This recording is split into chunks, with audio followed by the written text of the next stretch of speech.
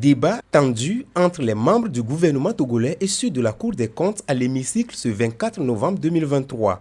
Dénommé débat contradictoire, il vise à mieux éclairer la population sur la gestion et la transparence des fonds alloués dans le cadre de la riposte et de solidarité Covid-19, mais et surtout s'assurer que les 10 fonds ont été utilisés conformément à la mission qui leur est assignée. Pendant près de 8 heures de temps de débat houleux et parfois tendu, mais dans une atmosphère de respect mutuel, les membres du gouvernement ont apporté des informations pertinentes, des précisions et des clarifications permettant à l'audience de saisir les mécanismes qui ont permis de gérer les fonds. Je ne suis pas là pour défendre tel ministre ou tel ministre.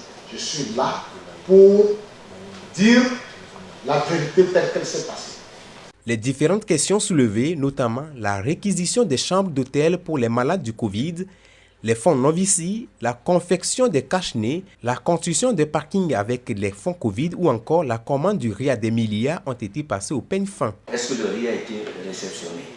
Oui. Le riz est arrivé par un navire le 1er septembre 2020. Et 31 500 tonnes de riz sont arrivées.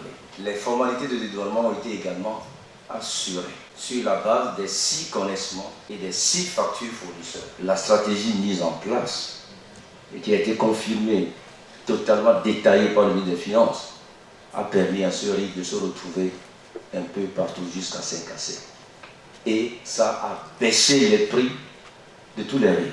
Bien que les preuves et explications apportées par les membres du gouvernement, notamment le cas d'urgence évoqué dans certains cas, semblent convaincre, les doyens de la Cour des comptes maintiennent pour leur part le cas de la non-conformité. En effet, certains marchés auraient été passés sans bon de commande, ni bordereau de livraison ou encore des cas d'absence de procès-verbaux.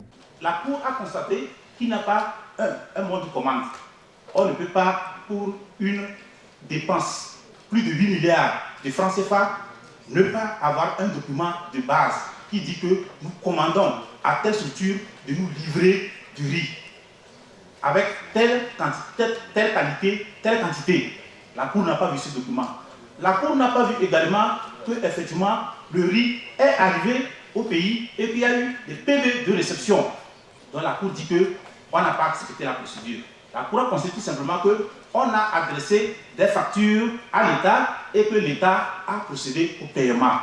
Donc il y a des cas de non-conformité. Les membres de la Cour des comptes ont été surpris de découvrir que les ministres avaient des documents de preuve qu'ils n'avaient pas présentés lorsqu'ils ont été interpellés pour prouver leurs dépenses. Notons que cette mission d'information qui est composée de 7 membres et présidée par Baloki et Sossimna n'a pas tranché l'affaire. Elle a donc jugé nécessaire de tenir une séance en plénière avant de délibérer. Doit-on dire que la mission douterait de certaines réponses apportées par les personnalités auditées et les observations de la Cour des comptes? En tout cas, le débat a toutefois permis de clarifier certaines questions et de mettre en évidence les points de désaccord entre le gouvernement et la Cour des comptes. Pour rappel, la rencontre s'est tenue en présence de la présidente de l'Assemblée nationale, Yawati Gbodi Tegan, des députés, des ambassadeurs accrédités au Togo, des partenaires techniques et financiers, des membres des organisations de la société civile et de la presse.